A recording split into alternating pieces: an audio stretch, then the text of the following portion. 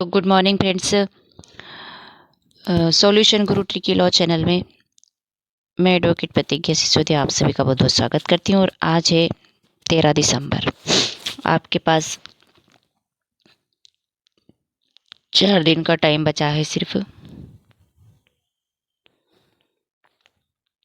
तो इसमें जो आपके जो न्यू सब्जेक्ट ऐड हुए हैं मध्य प्रदेश मतलब MP ADPO की एग्ज़ाम में जो न्यू सब्जेक्ट ऐड हुए उनमें से ये सब्जेक्ट है मध्य प्रदेश गोवंश वध प्रतिषेध अधिनियम 2004।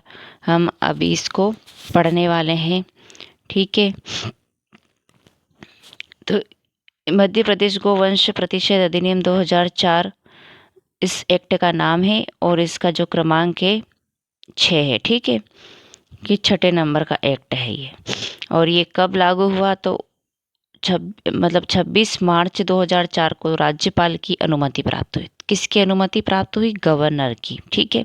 तो 26 मार्च 2004 को राज्यपाल की अनुमति प्राप्त हुई और 29 मार्च 2004 को प्रथम बार प्रकाशित की गई, पब्लिश हुआ यानी कि उसी दिन लागू हुआ, ठीक है।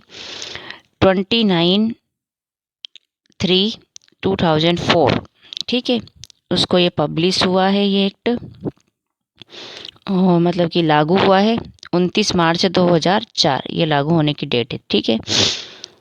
तो भारत गणराज्य के 55वें वर्ष में मध्य प्रदेश विधानमंडल द्वारा निम्नलिखित रूप में अधिनियमित हो। तो ये इसका जो है टोटल सेक्शन हम देख लेंगे इसके, ठीक है। बहुत छोटा सा एक्ट है।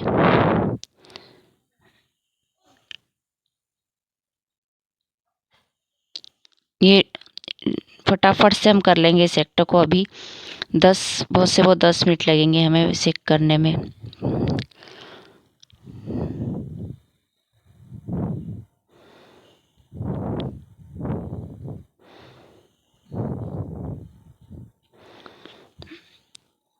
ठीक है, तो इसमें जो टोटल सेक्शन है वो 18 सेक्शन है टोटल।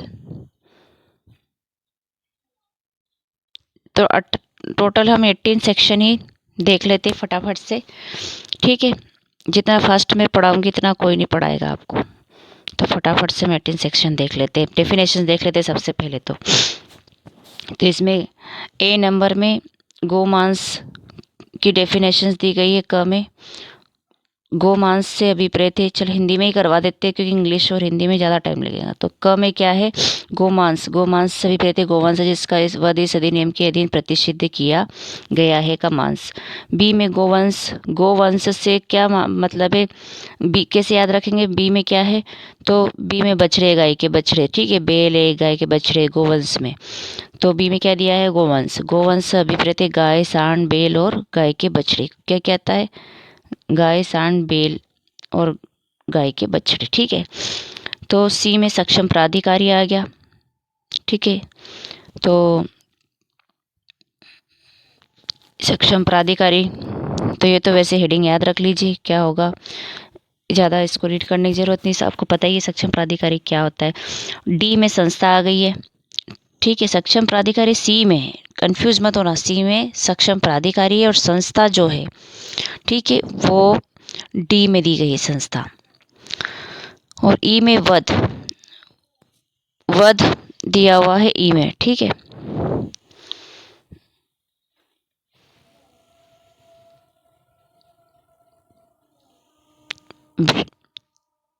चलो इसे, अच्छा हाँ, इंग्लिश में भी देख लीजिए इसका जो है सेक्शन 2 में, मतलब डेफिनेशन दी गई। फर्स्ट में तो वो शॉर्ट टाइटल दिया हुआ है ना, तो हमने अभी देख ही लिया है इसको। और 2 में डेफिनेशंस दी गई है।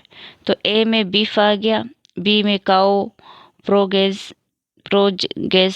आ गई,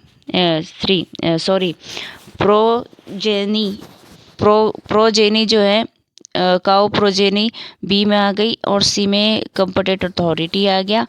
और डी में इंस्टीट्यूशन आ गया यानी कि संस्था आ गई। और ई में स्लॉटर आ गया, ठीक है। और ए में ट्रांसपोर्ट आ गया, परिवहन, ठीक है। तो हम इसको हिंदी में भी देख लेते हैं। तो हम संस्था तक आ गए थे। अब वध करना है तो मतलब कि वध को पढ़ना है। ठीक है, तो वध में क्या आएगा? वध में सभी प्रेत्य किसी भी पद्धति से, चाहे वह कुछ भी हो, हत्या करना और उसमें इस प्रकार अंगहीन करना या कोई शारीरिक चोट पहुंचाना भी सम्मिलित है। शारीरिक चोट पहुंचाना भी सम्मिलित है। अंगहीन करना मतलब वध करने का मतलब ये नहीं कि किसी हत्या ही हो, उसको पूरी तरह से मार दिया जाए, उसकी गर्दन ही अलग कर दिया। उसमें अंगहीन करना या कोई शारीरिक चोट पहुंचाना भी सम्मिलित है, जिससे सामान्य अनुक्रम में मृत्यु हो जाए या अप्राकृतिक मृत्यु कारित करने के आशय से कोई कृत्य करना। ठीक है, और ई ए में मतलब ढ और क नंबर में परिवहन, परिवहन आ गया ट्रांसपोर्ट। ठीक है, ट्रांसपोर्ट आ गया परिवहन। तो इसमें क्या आएगा? परिवहन सिवाय उस स्थिति के जबकि ऐसा परिवहन वास्तविक कृषि या आनुषंगिक प्रयोजन के लिए किया जा रहा हो। गोवंश को एक स्थान से दूसरे स्थान पर या तो किसी ज्ञान द्वारा पैदल ले जाना, मतलब इसमें उस बात को छोड़ दिया जाएगा, उस स्थिति को छोड़ दिया जाएगा जिसमें कृषि के लिए ले जा रहा है तो ले जाने दिया जाएगा। लेकिन अगर उसको एक स्थान से दूसरे स्थान पर ले जाया जा रहा है तो नहीं ले जाने दिया जाएगा। ठीक है, वैसे कृषि के सिवाय नहीं ले जाने दिया जाएगा। कहीं और ले जा रहे हैं, परिवहन उसको भर करके ले जा रहे हैं गाड़ी वाहन वगैरह में, तो नहीं ले जाने दिया जाएगा। ठीक है, ये है इसका। अब ईबी में क्या है? ट्रांसपोर्टर, ट्रांसपोर्टर आ गया ईबी में। और एप में वेटरिनरी ऑफिसर, वेटरिनरी ऑफिसर मतलब चिकित्सीय अधिकारी है, पशु चिकित्सा अधिकारी। और जी में व्हीकल आ गया। ठीक है, व्हीकल, जी में व्हीकल आ गया, लैंड वाटर और एयर वाला। ठीक है, मैन्युअली यूज़ किया जाता है। अब हम इसको इंग्लिश हिंदी में देख लेते हैं। एक तो हम देख रहे परिवाहक, परिवहन देख ले, ट्रांसपोर्ट हमने ई ए में। और ई बी में क्या है? परिवाहक, परिवाहक से वह व्यक्ति है, वह व्यक्ति माना जाएगा जो एक इसमें दिया जो गोवंश या गोमांस का परिवहन करने वाले यान का स्वामी है, यदि गोवंश या गोमांस उसके अनुदेश या उसकी जानकारी में बुक किया गया है। सेकेंड है जो गोवंश या गोमांस का परिवहन करने वाले यान या तस्में प्रभारी तथा उसका सहायक है। 3 में जो गोवंश तथा गोमांस का परिवहन करने वाली परिवहन कंपनी का तस्में प्रभारी, यदि बुकिंग उसके अनुदेश से या उसकी जानकारी में की गई है। 4 में क्या है? जो किसी परिवहन फर्म या का भागीदार, यदि बुकिंग उसके अनुदेश या उसकी जानकारी में की गई है। हम इसको रीड करने के बाद रिवीजन भी करेंगे एक बार फिर से, ठीक है, ताकि हमें याद हो जाए। च नंबर में क्या है? पशु चिकित्सा अधिकारी। ठीक है, च में क्या है? पशु चिकित्सा अधिकारी। तो धारा 3 के अधीन पशु चिकित्सक के रूप में नियुक्त किया गया कोई व्यक्ति अभिप्रेरित। ठीक है, च में पशु चिकित्सा अधिकारी, छ में यान आ गया। ठीक है, व्हीकल आ गया। छ में भूमि जल वायु मार्ग से उपयोग में लाए गए यांत्रिकी या हस्तचलित वाहन है। धारा 3 में क्या है? पशु चिकित्सा अधिकारी की नियुक्ति।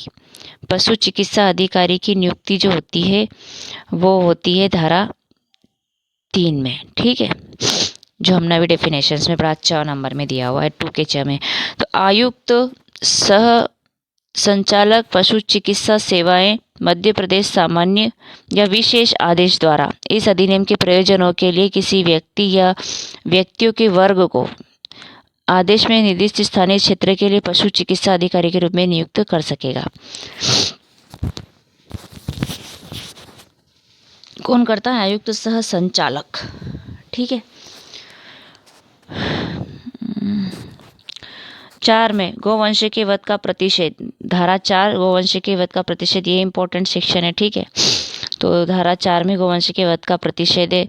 कोई भी व्यक्ति किन्हीं भी साधनों से किसी गोवंश का न तो वध करेगा, न वध करवाएगा, और न उन्हें वध करने के लिए देगा, और न ही उन्हें वध करने के लिए दिलवाएगा। ठीक है, तो गोवंश का प्रतिषेध धारा 4 में होता है, ये जरूर याद रखिएगा। प्रोहिबिशन जो है 4 में है। धारा 5 में गोमांस रखने और उसके परिवहन का प्रतिषेध। तो गोमांस रखने और उसके परिवहन का प्रतिषेध धारा 5 में किया जाता है। ठीक है, रखने और उसके परिवहन का प्रतिषेध 5 में होता है। ठीक है, और धारा 5 में कोई भी व्यक्ति इस अधिनियम के उपबंधों के उल्लंघन में वध किए गए किसी गौवंश के गोमांस को अपने कब्जे में नहीं रखेगा या उसका परिवहन नहीं करेगा।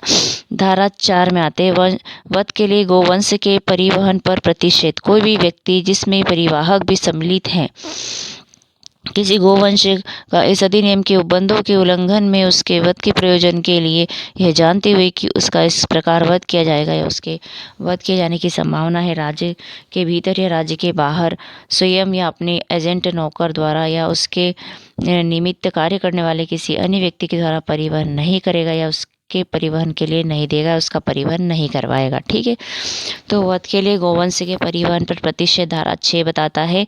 धारा 6 ए भी है, क भी, ठीक है। धारा 6 ए 6 क गोवंश के निर्यात का प्रतिषेध और अनुज्ञा पत्र का मंजूर किया जाना। ठीक है, अनुज्ञा पत्र का मंजूर किया जाना।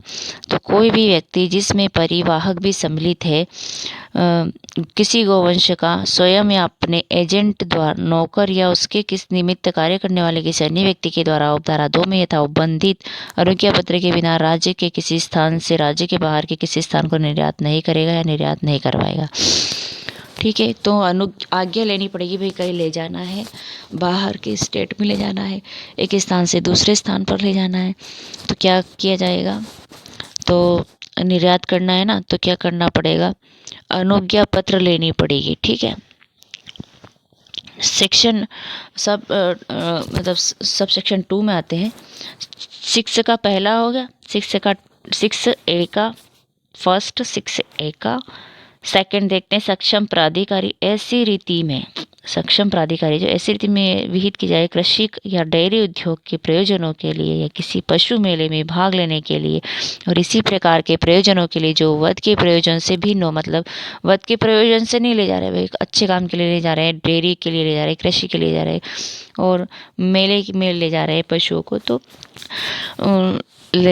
मध्य प्रदेश से गोवंश का निर्यात करने के लिए इस निमित्त आवेदन प्रस्तुत किए जाने के 7 दिन,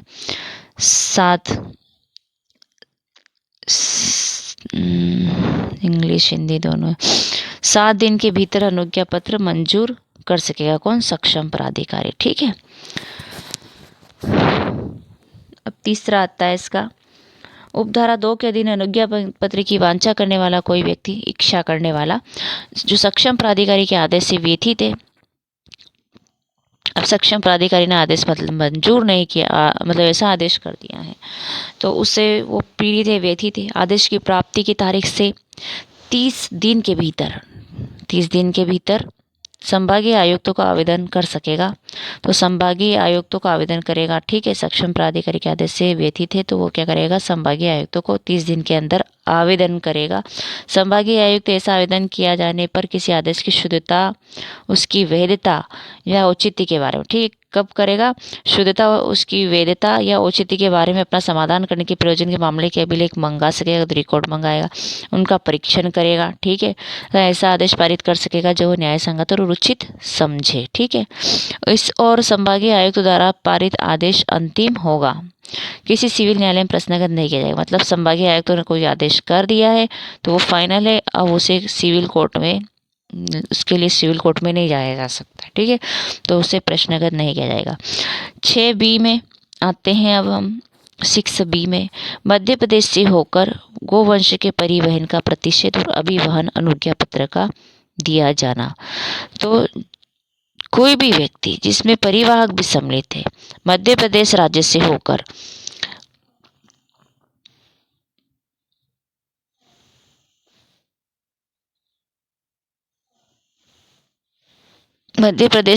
होकर गोवंश का परिवहन नहीं करेगा, और यदि कोई व्यक्ति जिसमें परिवाहक भी सम्मिलित है एक राज्य से दूसरे राज्य को मध्य प्रदेश राज्य से होकर किसी गोवंश का परिवहन करना चाहता है तो वह सक्षम प्राधिकारी से ऐसी रीति में जैसे कि विहित की जाए वहन अनुज्ञा पत्र प्राप्त करेगा। ठीक है, तो सक्षम प्राधिकारी से वो आज्ञा पत्र प्राप्त करेगा। ठीक है, परिवहन करने का लिए अगर करना चाहता है कोई, तो मध्य प्रदेश से होकर गोवंश के परिवहन का प्रतिशत अभिवहन अनुज्ञा पत्र का दिया जाना। अभी टाइम दिख रहा होगा, वो कितना टाइम हो रहा? 4 बजे से ये वीडियो बना रही हूँ आप लोगों के लिए। ठीक है, आप लोगों को अच्छा लगता है नए चैनल पर तो सब्सक्राइब कर लीजिए, और अच्छा लगता है एक लाइक करिए और कमेंट करके बताइए आपको कैसा लगा है। फीडबैक ज़रूर दीजिए अपना, और बेल आइकन को भी प्रेस कर दीजिए ताकि आने वाली वीडियो की नोटिफिकेशन आपको मिलती रहे। और किसी भी जुडिशरी एग्ज़ाम की प्रिपरेशन आपको करना है तो हमारे चैनल पर को सब्सक्राइब कर लीजिए और हमारे साथ जुड़े रहिए। हमारे ऑनलाइन क्लासेस भी चलती है, व्हाट्सअप नंबर डिस्क्रिप्शन में शेयर कर देंगे। ठीक है, सेक्शन 7 में आते हैं। सेक्शन 7 में संस्थाओं का सुदृढ़ीकरण दिया हुआ है। राज्य सरकार ऐसी संस्थाओं के सुदृढ़ीकरण के लिए आवश्यक कदम उठाएगी जो गौवंश कल्याण में लगी हुई हो। ठीक है, तो संस्थाओं का सुदृढ़ीकरण जो है वो धारा 7 में है। राज्य सरकार इसमें स्टेट का कानून है, तो राज्य सरकार ऐसी संस्थाओं के सुदृढ़ीकरण के लिए आवश्यक कदम उठाएगी जो गौवंश कल्याण में लगी हुई हो। सेक्शन 8 में आते हैं प्रभारों का उद्ग्रहण। संस्था का भारसाधक व्यक्ति अशक्त, बूढ़े और रोगी गोवंश की देखभाल तथा भरण पोषण के लिए उनके स्वामियों से ऐसे प्रभारों का उद्ग्रहण कर सकेगा जैसा कि विहित किया जाए। संस्था का भार साधक व्यक्ति। ठीक है, प्रभारों का उद्ग्रहण धारा 8 में ये दिया है, प्रभारों का उद्ग्रहण। ये सेक्शन 8 है, इसमें प्रभारों का उद्ग्रहण दिया हुआ है। सेक्शन 9 में शास्तीय पेनल्टी। ठीक है, पेनल्टी को हम देख लेते हैं अच्छे से।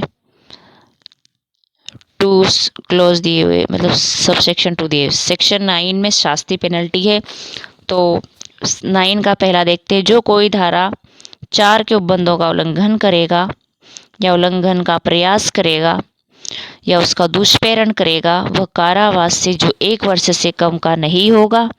ठीक है, 1 साल से कम का तो नहीं होगा, मतलब या तो 4 के उपबंधों का उल्लंघन कर रहा है, उल्लंघन करने का प्रयास कर रहा है या दुष्प्रेरण कर रहा है, तो 1 साल से कम का सजा नहीं होगी। प्रयास की भी वही सजा होगी, दुष्प्रेरण की भी वही होगी। ठीक है, और जो अपराध कर रहा है ना उसकी भी वही सजा होगी। तो 1 वर्ष से कम का नहीं होगा, किंतु जो 7 साल तक का हो सकेगा। ठीक है, मिनिमम कितना है 1 ईयर, मैक्सिमम 7 ईयर, और जुर्माना है इसमें। ठीक है, एंड फाइन है, तो कितना है 5,000 रुपये से कम का नहीं होगा, दंडित किया जाएगा। तो और फाइन कितना है 5,000 रुपये। 1 साल से लेकर 7 साल तक की सजा दी जा सकती है, और फाइन है 5,000, ये याद रखिएगा। सेकंड में आते हैं इसका।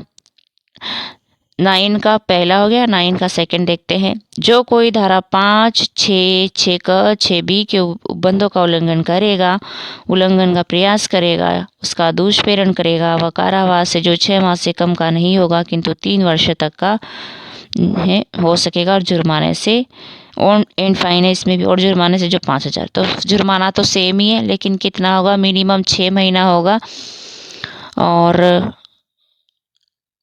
6 महीना, मैक्सिमम 3 साल। ठीक है, 3 इयर्स, एंड फाइन है 5,000।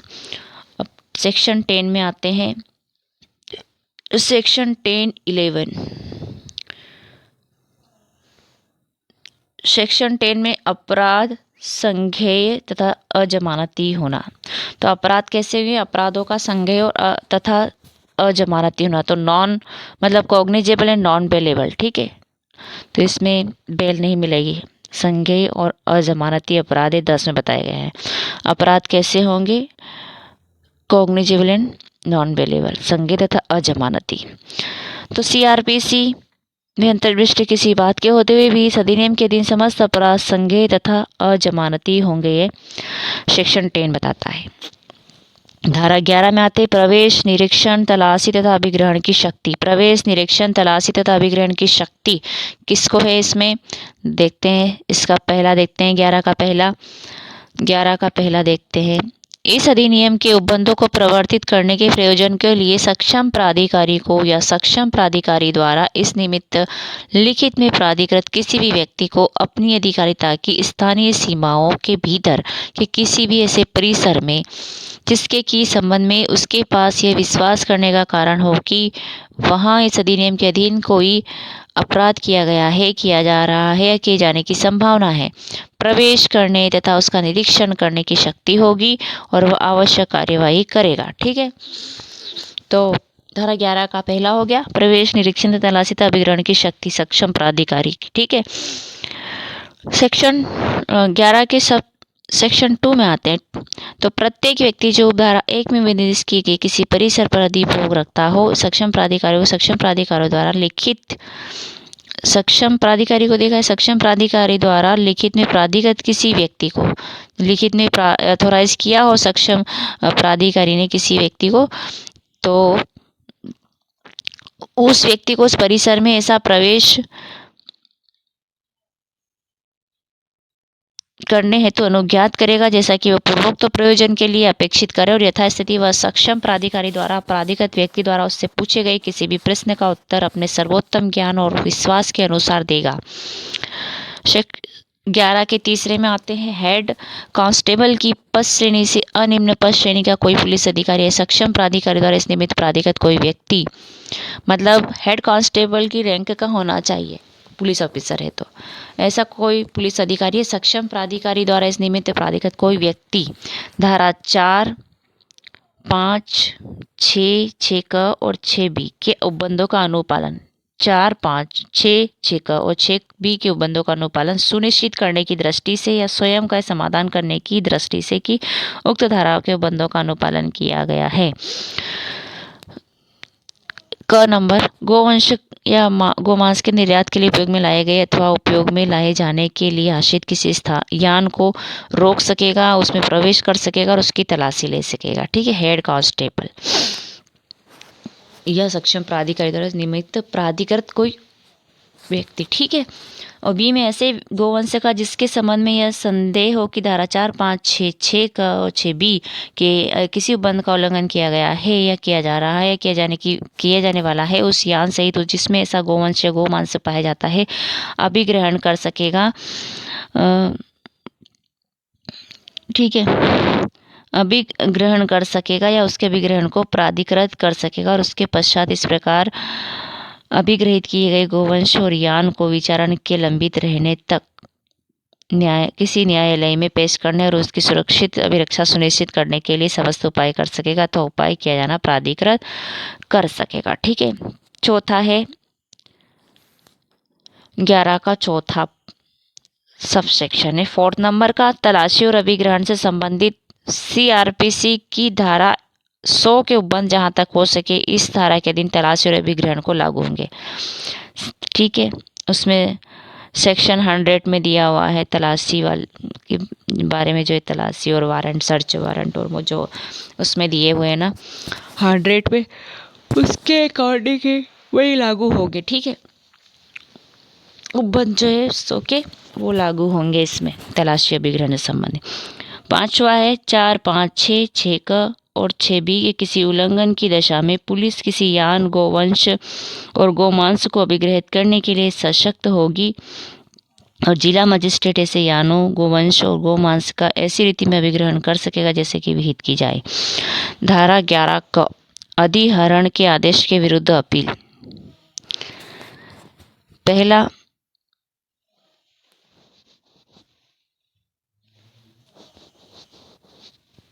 11 क में क्या अधिग्रहण के आदेश के विरुद्ध अपील, 11 में अधिहरण के आदेश के विरुद्ध अपील है। अपील कहाँ होगी, 11 क में होगी। ठीक है, अधिहरण के आदेश तो धारा 11 की धारा 5 के अधीन अधिग्रहण के किसी आदेश से व्यतीत कोई व्यक्ति आदेश किए जाने की तारीख से 30 दिन के भीतर, कितने दिन में करेगा, 30 दिन के भीतर, या ऐसे आदेश के तथ्यों की सूचना उससे नहीं दी गई है तो ऐसे आदेश की जानकारी हो जाएगी उस तारीख से, या तो आदेश दिया है उस तारीख से उसको पता चल गया है तो उस 30 दिन के अंदर, या उसको जानकारी हो गई है तो उस तारीख से 30 दिन के भीतर, तो 30 दिन का ही टाइम है इसमें भी।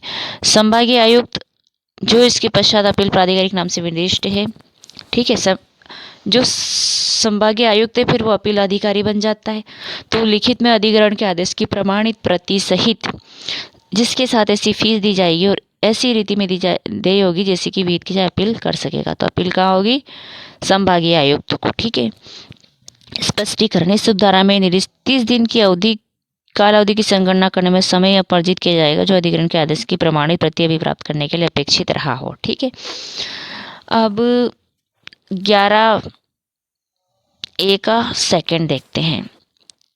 उपधारा 1 में निर्देश किया गया अपील प्राधिकारी अपील का ज्ञापन प्रस्तुत किए जाने पर अभिग्रहण करने वाले अधिकारी को किसी अन्य व्यक्ति को जिस पर अपील प्राधिकारी की राय में अधिग्रहण के आदेश के प्रतिकूल प्रभाव पड़ने की संभावना है, अपील की सुनवाई की सूचना देगा और मामले के अभिलेख मंगाएगा।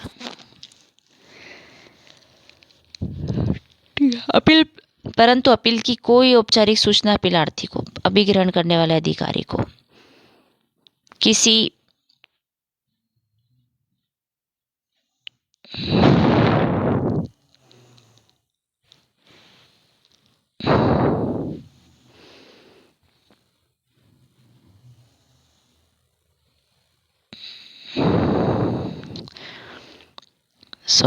पीडीएफ से पढ़ा रहे हैं ना तो भाग जाता है ये। अपील औपचारिक सूचना अपीलार्थी को अभिग्रहण करने अधिकारी को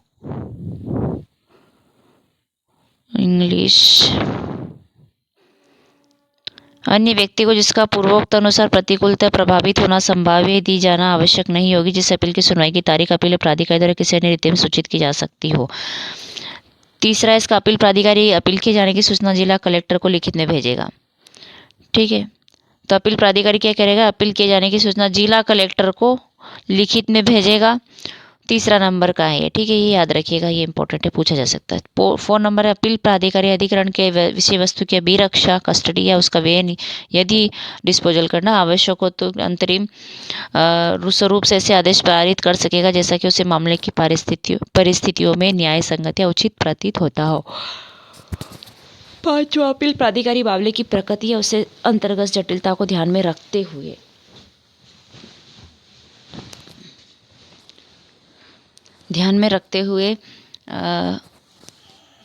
अपील के पक्षकारों को उनका प्रतिनिधित्व उनके अपने अपने विधि व्यवसाय द्वारा किए जाने की अनुज्ञा दे सकेगा। 6 नंबर में, अपील की सुनवाई के लिए नियत की गई तारीख कोई ऐसी तारीख को जिसको की सुनवाई स्थगित की जाए। अपील प्राधिकारी अपील का परिशीलन करेगा और अपील के पक्षकारों के यदि वे स्वयं उपस्थित हो तो व्यक्तिगत रूप से लिखित में सम्यक रूप से प्राधिकारी के अभिज्ञता के मार्फत या किसी विधि व्यवसाय के मार्फत सुनवाई करेगा। उसके पश्चात अधिग्रहण के आदेश की पुष्टि करने, उसे लौटने या उसे पारित करने के आदेश का पारित करने के लिए अग्रसर होगा। परंतु कोई अंतिम आदेश पारित करने के पूर्व यदि अपील के उचित निश्चय के लिए आवश्यक समझा जाए तो अपील प्राधिकारी अतिरिक्त जांच है तो स्वयं कर सकेगा या जिला कलेक्टर से करवा सकेगा। और कैसे तथ्य का जो विचारार्थ उद्भूतों प्रख्यात या खंडन करने के लिए पक्षकारों को शपथ पत्र फाइल करने के लिए भी अनुज्ञा दे सकेगा और तथ्यों के सबूत शपथ पत्र द्वारा किए जाने की अनुज्ञा दे सकेगा। 7वां है, अपील प्राधिकारी प्रामाणिक रूप से ऐसे आदेश भी पारित कर सकेगा जैसा कि वो आवश्यक समझे। 8वां नंबर है इसका लास्ट, 11A का लास्ट है 8वां, अंतिम आदेश की या पारिणामिक स्वरूप के आदेश के प्रति अनुपालन के लिए अपील अधिकारी प्राधिकारी के आदेश के अनुरूप कोई अन्य समुचित आदेश पारित करने के लिए जिला कलेक्टर को भेजी जाएगी। तो अपील प्राधिकारी क्या करेगा, मतलब जो संभाग का आयुक्त है वो अपील अधिकारी है तो वो जिला कलेक्टर को उसको भेज दिया जाएगा। ठीक है, आदेश की कॉपी को जिला कलेक्टर को भेजेगा। इसलिए भेजेगा कोई अन्य समुचित आदेश पारित करे जिला कलेक्टर, इसलिए। 11B में, अपील प्राधिकारी के आदेश के विरुद्ध सेशन न्यायालय के समक्ष पुनरीक्षण। तो सेशन कोर्ट के समक्ष क्या होगा, इसमें रिवीजन कहाँ पर करेंगे, सेशन कोर्ट में। अपील प्राधिकारी ने जो आदेश दिया उसके अगेंस्ट सेशन कोर्ट के समक्ष रिवीजन होगा। 11B कहता है या 11ख, तो अपील का कोई भी पक्षकार जो अपील प्राधिकारी द्वारा पारित किए गए अंतिम आदेश से परिणामिक रूप से आदेश से व्यतीत उस आदेश के विरुद्ध जैसे कि विरुद्ध आक्षेप किया जाना 130 दिन के भीतर, कितने दिन में, अपील भी 30 दिन में होती है तो भाई रिवीजन भी 30 दिन में ही होगा। ठीक है, तो इसमें ये बात है, तो 30 दिन के भीतर उसे सेशन न्यायालय को पुनरीक्षण के लिए आवेदन प्रस्तुत कर सकेगा जिसके सेशन खंड के भीतर अपील प्राधिकारी का मुख्यालय स्थित है। ठीक है, तो जो अपील प्राधिकारी ना तो उसका मुख्यालय हेडक्वार्टर कहाँ पर है, सेशन खंड के भीतर है। ठीक है, तो इसमें स्पष्टीकरण क्या है, इस धारा के अधीन 30 दिन की कालावधि की संगणना करने में वह समय अपरिजित कर दिया जाएगा जो कि कॉपी प्राप्त करने में लगा है। ठीक है, 12 पुनर्वास, धारा 12 में आता पुनर्वास। राज्य सरकार इस अधिनियम के प्रवृत्त होने के पश्चात ऐसे व्यक्ति यदि कोई जो कि इसके प्रत्यक्ष प्रभावितों के आर्थिक पुनर्वास के लिए नियम बना सकेगी। 12 में पुनर्वास के बारे में बताया गया है, पुनर्वास 12 में होता है। ठीक है, धारा 12 में पुनर्वास से 12 क में अभिग्रहित गोवंश का पोषण होता है। राज्य सरकार अभिग्रहित गोवंश को खिलाने पिलाने उनके पोषण के प्रयोजन हेतु ऐसी रीति में आवश्यक कार्यवाही करेगी जैसे कि विहित की जाए। तो 12 क में ये होगा, 12 में पुनर्वास, 12 क में अभिग्रहित गोवंश का पोषण होगा। धारा 13 में आते हैं, सद्भाव पूर्वक की गई कार्यवाही का संरक्षण दिया है 13 में। तो ठीक है, तो सद्भाव पूर्वक जो कार्यवाही की गई है इस एक्ट के अधीन, तो उसके अभियोजन विधि कार्यवाही संस्थित नहीं होगी। ठीक है, धारा 13 में गुड फेथ में जो उसके लिए प्रोटेक्शन है। ठीक है, गुड फेथ में जो कार्यवाही की गई है उसके लिए प्रोटेक्शन 13 में है। और 13 क में सबूत का भार अभियुक्त पर होगा। सबूत का भार किस पर होगा? एक्यूज्ड पर होगा। ठीक है, सबूत का भार एक्यूज्ड पर होगा, जैसे एविडेंस एक्ट में 101 में होता है, सबूत का भार एक्यूज्ड पर होता है। ठीक है साहब, 13 क में सबूत का भार एक्यूज्ड पर होगा। 14 में आते हैं, धारा 14, इस अधिनियम के अधीन शक्तियों को प्रयोग में लाने वाले अधिकारी लोक सेवक समझे जाएंगे। सेक्शन 14 में इस अधिनियम के अधीन शक्तियों का प्रयोग में लाए जाने वाले अधिकारी लोक सेवक, पब्लिक सर्वेंट समझाएंगे। ठीक है, जो शक्तियों का यूज कर रहे हैं ना इस अधिनियम के जो भी अधिकारी है तो वो लोक सेवक समझेंगे, पब्लिक सर्वेंट समझे जाएंगे सेक्शन 21 आईपीसी के अकॉर्डिंग। ठीक है, 15 हो गया। अब मतलब 15 में अधिनियम का अध्यारोही प्रभाव, तो 15 में क्या है? प्रभाव किसका? अध्यारोही प्रभाव इस एक्ट का। ठीक है, अध्यारोही प्रभाव के मतलब ओवरराइडिंग इफेक्ट की बात करते हैं। इस अधिनियम के उपबंध तत्समय प्रवत किसी अन्य विधि में या इस अधिनियम से भिन्न किसी अन्य विधि के आधार पर प्रभावी किसी लिखित में अंतर्विष्ट उससे असंगत या किसी बात के होते हुए भी प्रभावी होंगे। ठीक है, तो इस ओवरराइडिंग इफेक्ट रखेगा ये 15 ये कहता है। ठीक है, 16 में कठिनाई दूर करने की शक्ति, 16 में क्या है? कठिनाई को दूर करने की शक्ति। तो स्टेट का कानून है तो स्टेट गवर्नमेंट ही कठिनाइयों को दूर करती है। ठीक है, सेंटर का होता तो सेंट्रल गवर्नमेंट करती थी। 16 में क्या है? कठिनाइयों को दूर करने की शक्ति है, तो शक्ति 16 में दी गई है। किसकी शक्ति है? स्टेट गवर्नमेंट की है। तो कुछ भी कठिनाई आती है इस अधिनियम को प्रभावी करने के लिए तो क्या आती है? असंगत न तो कठिनाई दूर करने की आवश्यक समझन प्रतीत हो। 17 में नियम बनाने की शक्ति, 16 में कठिनाइयों को दूर करने की शक्ति दे दी गई है, अब 17 में नियम बनाने की शक्ति। तो 16 और 17 में क्या है? शक्ति दी गई है। 16 और 17 में क्या है? शक्ति है। तो 16 में नियम कठिनाइयों को दूर करने की शक्ति है, 17 में नियम बनाने की शक्ति है। ठीक है, 17 में नियम बनाने की, तो नियम भी स्टेट गवर्नमेंट ही बनाएगा। ठीक है, क्योंकि स्टेट का कानून है, राज्य सरकार नियम बनाती है। 18 में निरसन तथा व्यावृत्ति है। तो 2004 मध्य प्रदेश गोवंश प्रतिशत अध्यादेश 2004 क्रमांक 1 सन 2004 द्वारा निर्देशित किया जाता है। तो अध्यादेश था जो मतलब अध्यादेश को इस एक्ट 2004 के एक्ट के द्वारा मध्य प्रदेश गोवंश अध्यादेश 2004 को, उसका जो क्रमांक 1 था, ठीक है, सन 2004 द्वारा एक्ट द्वारा निश्चित किया जाता, मतलब इस एक्ट के द्वारा उसको निश्चित कर दिया गया, परंतु निरसन निम्नलिखित को प्रभावित नहीं करेगा। इस प्रकार निश्चित की गई किसी विधि के पूर्व प्रवर्तन उसके अधीन की गई या भुगती गई किसी बात का, इस प्रकार निश्चित की गई किसी विधि के विरुद्ध या किसी किए गए अपराध के संबंध में उपगत कोई भी शास्त्रीय जब्ती या दंड का पूर्वोक्त प्रकार किसी भी शास्त्रीय जब्ती दंड के संबंध में कोई भी अन्वेषण विधि कार्यवाही का उपचार, मतलब क्या है कि उस अध्यादेश में जो कुछ भी कार्यवाही की गई थी ना, तो उसको मतलब प्रभावित नहीं करेगा ये एक्ट, बस उसको बचा कर निरसन तथा व्यावृत्ति सेविंग्स एंड बचा के रख लिया जाएगा जो कुछ भी प्रोसीडिंग हुई थी। तो हम रिवीजन कर लेते हैं। ठीक है, फर्स्ट सेक्शन से ही रिवीजन कर लेते। तो फर्स्ट में तो शॉर्ट टाइटल है, सेकंड में डेफिनेशंस दी गई है। ठीक है, सेकंड में क्या है? डेफिनेशंस दी गई है जी तक। ठीक है, ए से जी तक डेफिनेशंस दी गई है, क से छ तक डेफिनेशंस है। लागू कब हुआ? कितनी सेक्शन है? टोटल 18 सेक्शन है। अधिनियम का संख्यांक क्या है? 6 है। और लागू कब हुआ? तो लागू 29 मार्च 2004 को हुआ। और जो गवर्नर की जो अनुमति प्राप्त हुई थी, कंसेंट गवर्नर की, तो 26 मार्च 2004 को राज्यपाल की अनुमति प्राप्त हुई थी 26 मार्च को। फिर 3 दिन बाद ये लागू हो गया। ठीक है, प्रकाशित हो गया 29 मार्च 2004 को। और उसके बाद फर्स्ट सेक्शन इसका संक्षिप्त नाम है, शॉर्ट टाइटल। उसके बाद डेफिनेशंस आती है। तो डेफिनेशन डेफिनेशंस में ये डेफिनेशंस में ऐसे जी तक दिया हुआ है, क से छ तक। क में गोमांस है, बी में गोवंश है, सी में सक्षम प्राधिकारी है, डी में संस्था है, ई में वध है, और ई ए में परिवहन है, ई ए में परिवहन है, ई ए में परिवहन ट्रांसपोर्ट है, ई बी में परिवाहक है, ई बी में परिवाहक है। च नंबर में पशु चिकित्सा अधिकारी है, छ में यान है, ठीक है। जी में क्या है, यान है।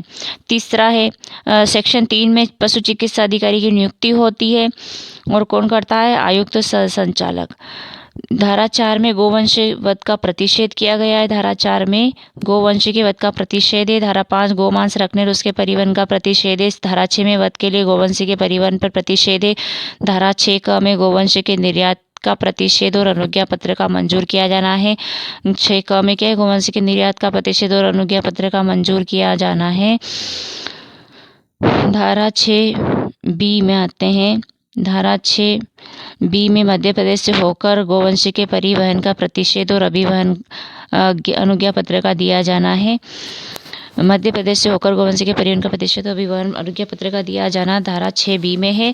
धारा 7 में संस्थाओं का सुदृढ़ीकरण है। हमारे साथ रिवीजन करिए, ठीक है, आपको याद हो जाएगा यहीं का यहीं। धारा 7 में संस्थाओं का सुदृढ़ीकरण है, ठीक है। संस्थाओं का सुदृढ़ीकरण राज्य सरकार कदम उठाती है इसके लिए, सुदृढ़ीकरण करने के लिए, ठीक है, संस्था को सुदृढ़ीकरण के लिए।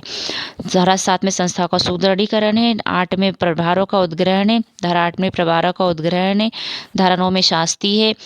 तो शास्ति क्या क्या है, पहला 2 सेक्शन है। पहला क्या है, धारा 4 का उल्लंघन करता है, प्रयास करता है, दुष्प्रेरण करता है तो क्या है, 1 साल, तो मिनिमम 1 साल है और मैक्सिमम 7 साल है, और फाइन है 5,000 रुपये। और धारा 5, 6 और 6 का और 6 बी का उल्लंघन करता है तो कितनी सजा है, 6 महीना है मिनिमम, और अधिकतम कितनी, 3 साल है, और फाइन कितना है, 5,000 रुपये। धारा 10 में आते हैं, अपराधों का संज्ञेय तथा अजमानती होना बताता है। धारा 10 में क्या बताया गया है, अपराधों का संज्ञेय तथा अजमानती होना। धारा 11 प्रवेश, निरीक्षण, तलाशी तथा अभिग्रहण की शक्ति। धारा 11 में शक्ति, कौन सी शक्ति, प्रवेश करने की, निरीक्षण करने की और तलाशी लेने की। धारा 11 में। धारा 11 ए में आते हैं। धारा 11 ए में अभिग्रहण के आदेश के विरुद्ध अपील होती है। धारा 11 क में क्या होता है, अपील होती है, ठीक है। ए में अपील होती है। धारा 11 ए में अपील होती है, कब होती है, अधिग्रहण के आदेश के विरुद्ध अपील होती है। धारा 11 हो गया। 12 में आते हैं। 12 में जो है रिहेबिलिटेशन होता है, ठीक है।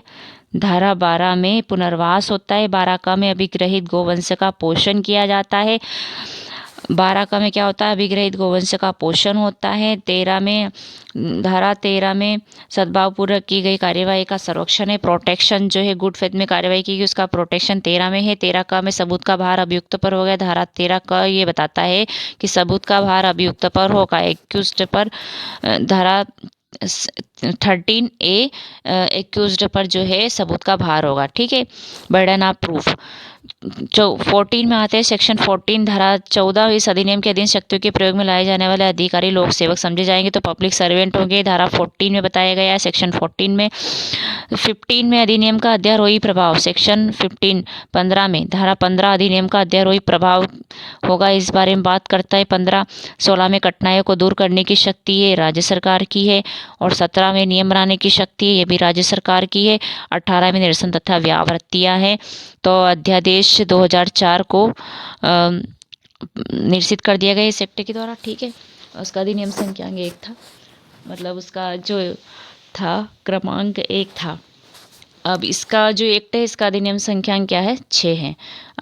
Thank you so much. ये हमारा एक्ट कंप्लीट हो गया। आई होप आप लोगों को अच्छा लगा होगा। अच्छा लगा है तो एक लाइक करिए, चैनल को सब्सक्राइब कर लीजिए, बेल आइकन को प्रेस कर दीजिए और हमारे टेलीग्राम ग्रुप को भी ज्वाइन कर लीजिए। वहाँ से आपको आने वाली एग्ज़ाम की प्रिपरेशन की तैयारी करवाई जाएगी। टेस्ट सीरीज वगैरह फ्री स्टडी मटेरियल अवेलेबल रहता है और ये पीडीएफ भी हमने वहाँ शेयर किया हुआ है हमारे टेलीग्राम ग्रुप में।